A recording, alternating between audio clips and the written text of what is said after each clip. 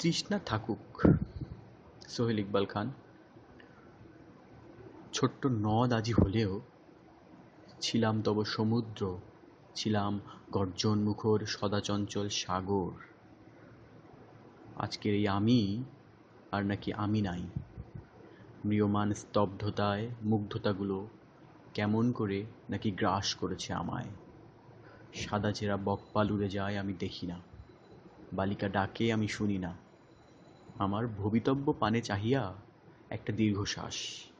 এ আর নতুন কি?